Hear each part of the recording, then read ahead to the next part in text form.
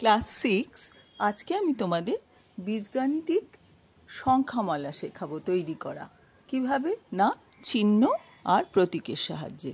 বীজগাণিতিক যে চলরাশিগুলো আমরা পেয়েছি সেই চলরাশিগুলোকে চিহ্ন আর প্রতীকের সাহায্যে লিখে আমরা বীজগাণিতিক সংখ্যামালা তৈরি করব। তো শুরু করি।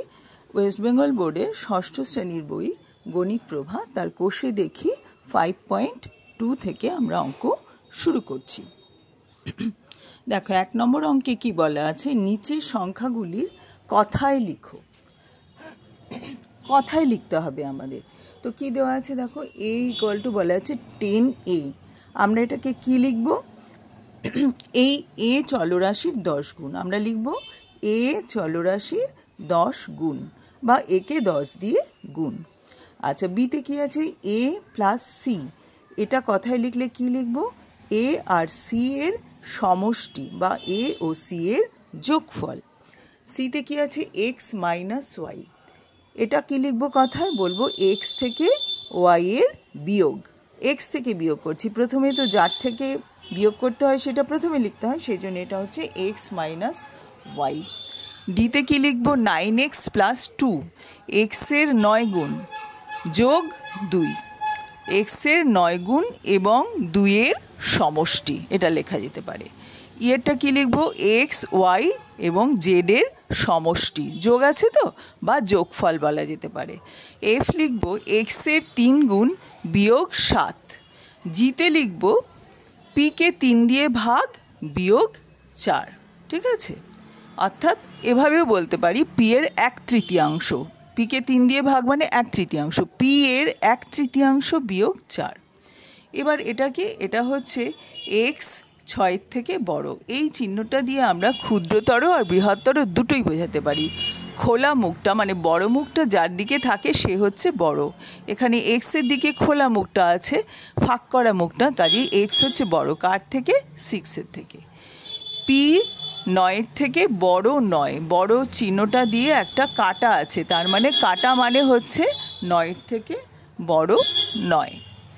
চিহ্ন ও প্রতীক দিয়ে বীজগাণিতিক সংখ্যামালা তৈরি করব।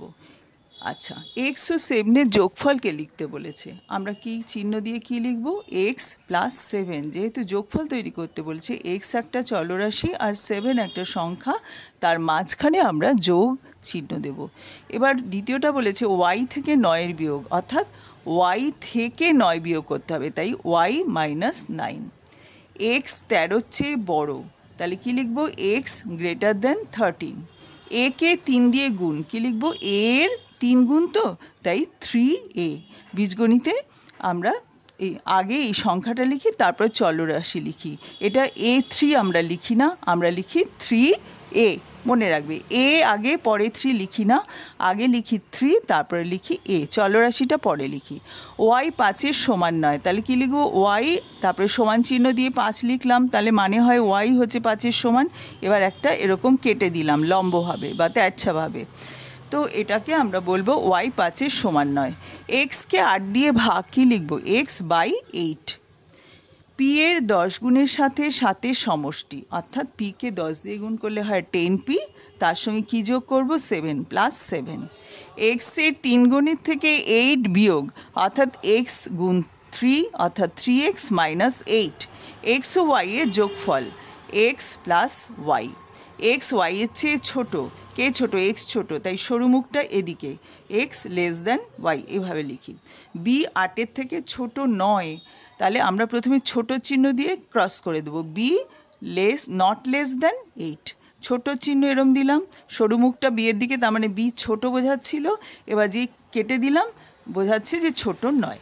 নিচের বীজগাণিতিক সংখ্যামালাগুলো পার্থক্য খুঁজি। কেমন পার্থক্য খুঁজতে বলেছে, x + 5, x - 5 আর 5x, দুটোতেই x আর 5 আছে, কিন্তু চিহ্নগুলো আলাদা। কি করে আমরা পার্থক্য বুঝবো, x + 5 মানে x আর 5 এর সমষ্টি বা যোগফল, আর x - 5 মানে x থেকে 5 বিয়োগ, আর 5x মানে x এর 5 গুণ। আগেই বলেছি 5 গুণকে আমরা x × 5 লিখি না, 5 × x, ডটে ইন্টু চিহ্ন দিই না, আমরা 5 আর x পাশাপাশি লিখলেই বুঝে যাই এটা হচ্ছে x এর 5 গুণ। আশা করি তোমরা বুঝতে পারলে। দেখতে যদি অসুবিধা হয় আমি ওপর থেকে আবার একটু দেখিয়ে দিচ্ছি, দেখে নাও।